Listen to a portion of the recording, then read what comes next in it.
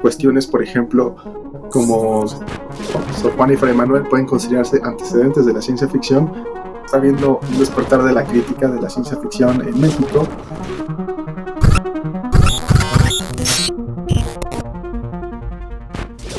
Hola, yo soy Rafael Albazales, escritor de ciencia ficción, y hoy estaré respondiendo las preguntas para el canal de Aristarco y Fray Manuel.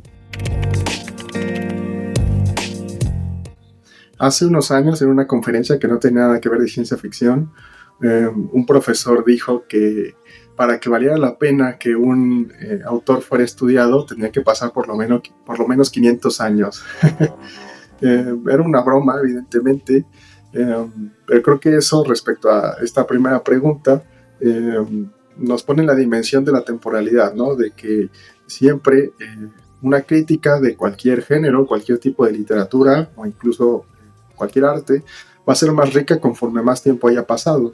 Y yo creo que eso es lo que pasa ahorita con la ciencia ficción mexicana.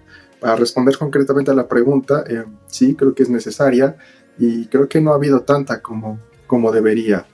Obviamente ha habido algunos esfuerzos. Pienso en trabajos como los de Miguel Ángel Fernández o Gabriel Trujillo, cuyos ensayos, ¿no? En estas como compilaciones que todos conocemos, se enfocan mucho en el hecho de hacer ver al público que existe, ¿no? Existe algo llamado ciencia ficción mexicana.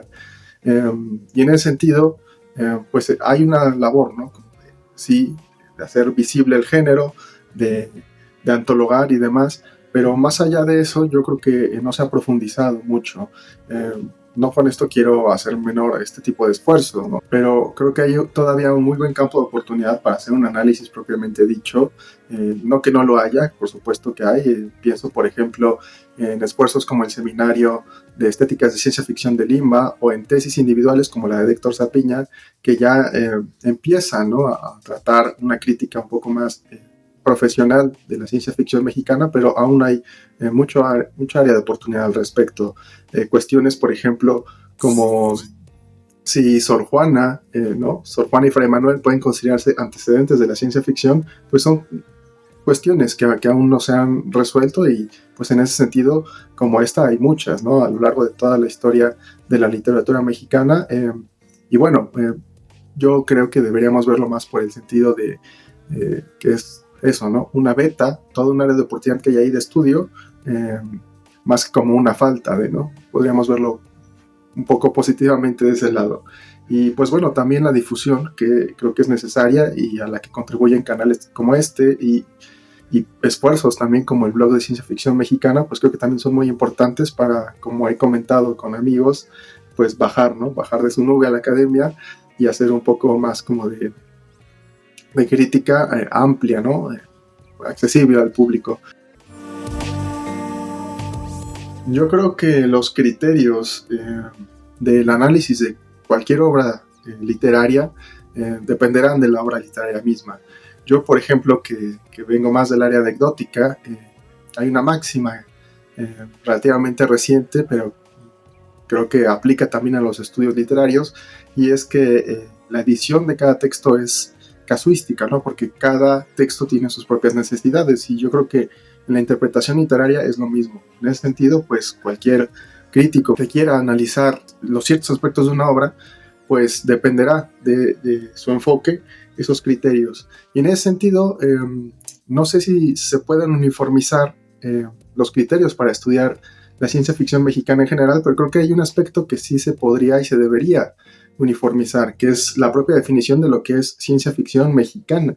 Y claro, sé que ya ahí hay alguna discusión al respecto, pero no quisiera ahondar en ello ahora, porque pues eso se lo dejaré más bien a quien es el experto. Y bueno, justamente quien es el experto sabemos, ¿no? Sabemos que es quien está detrás de este canal. Entonces, bueno, simplemente quiero comentar por ahora que ese sí debería ser un norte, ¿no? Un norte que la crítica en general debería tener, el definir qué es la ciencia ficción mexicana, qué es lo que hace mexicano a la ciencia ficción.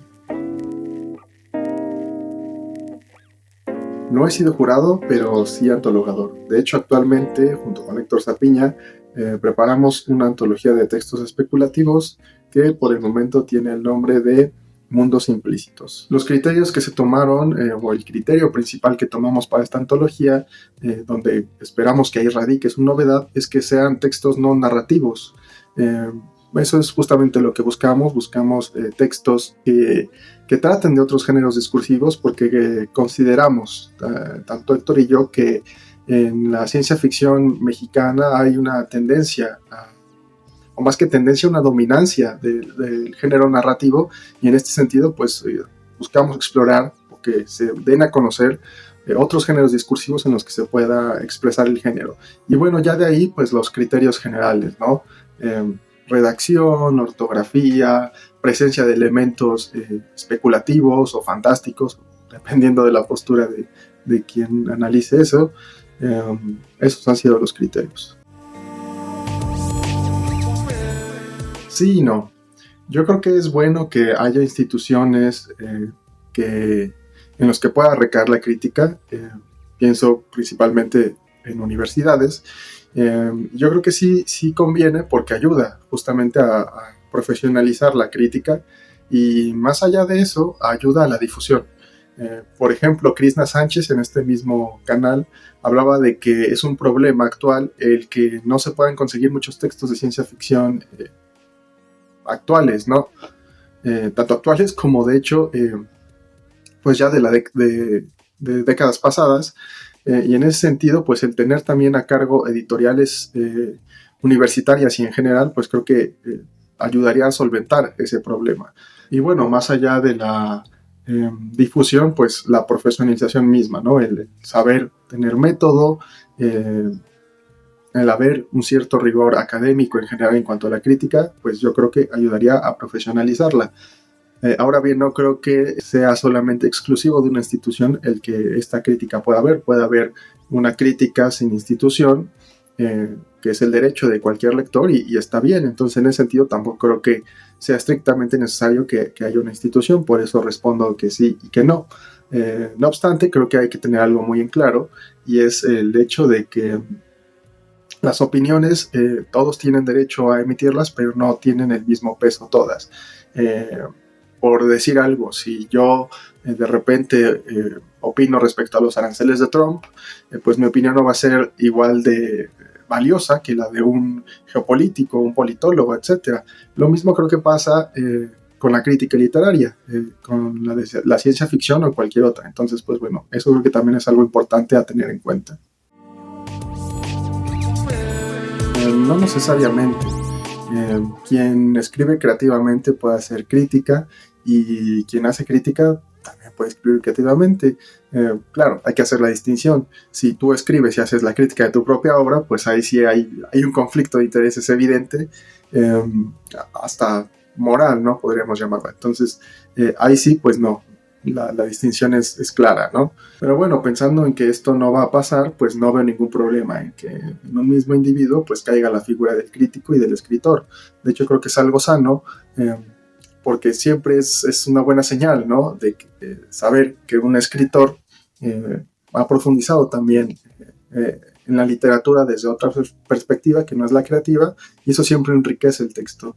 Entonces, pues creo que eso, ¿no? Es justamente algo positivo, que en una misma figura, en una misma persona, haya crítico y escritor, y no necesariamente tienen que estar separadas. Ahora bien, tampoco creo que necesariamente unos y otros tengan que ser siempre los mismos, ¿no? Es decir, un crítico solo puede ser un crítico solo, y un escritor solo puede ser un escritor solo. Pero creo que si hay esta posibilidad de complementarse, pues los textos se enriquecen de esto mismo. Mi experiencia con la crítica de mi obra ha sido escasa, y a juzgar por las respuestas de otros escritores de este canal, pues creo que es algo que tenemos en común, ¿no? Y creo que esta escasez se puede explicar por el chascarrillo, anécdota que comenté de los 500 años y de mi profesor, ¿no? Justo la temporalidad de la obra actual pues no permite que haya tanta reseña, más en un género, ¿no? que todavía está más circulando más como mediante medios independientes, la escena underground, como dicen. Entonces yo creo que se puede explicar por eso. Obviamente también podemos explicarlo por toda esta cuestión de que la crítica está en pañales, ¿no? La crítica de la ciencia ficción mexicana está en pañales. Pero algo que sí me ha llamado mucho la atención, y hablo ahorita ya solo de mi caso personal, es que yo no me asumo como un escritor de ciencia ficción nada más, ¿no? He escrito en otros géneros. Sin embargo, lo que se ha reseñado de mi obra ha sido siempre lo de ciencia ficción.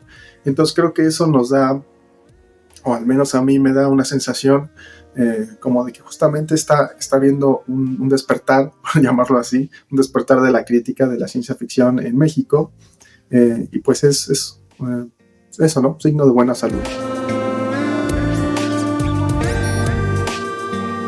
Pues lo que yo valoro más cuando hay una interpretación de mis textos, pues principalmente yo creo que es el ver la comprensión, ¿no? Yo creo que eso siempre agrada cuando ves una interpretación de tu texto, ver que más allá del sentido literal que se comprendió en un lector, pues hay un paso más allá, ¿no? Que se comprendió quizá la temática, cierto significado o todo el significado de una obra.